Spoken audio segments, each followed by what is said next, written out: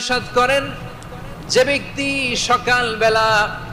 তিনবার তেলাওয়াত করবে আউযু বিল্লাহিস সামিউল আলিম মিনাশ শাইতানির রাজিম, এরপরে সূরা হাশরের শেষ তিনটি আয়াত তেলাওয়াত করবে, রব্বুল আলামিন ওই ব্যক্তির জন্য ৭০,০০০ ফেরেশতা নিয়োগ দিবেন যারা সারা দিন ওই লোকের জন্য মাগফিরাতের দোয়া করবে। শুধু এখানেই শেষ নয়, বিশ্বনবী ফরমান ওয়া ইন মাতা ফি যালিকাল ইয়াউমি মাতা শাহীদান, ওই দিন যদি ওই ব্যক্তিটা ইন্তেকাল করে সে শহীদ হয়ে কিয়ামতের দিন আল্লাহর সামনে দাঁড়াবে।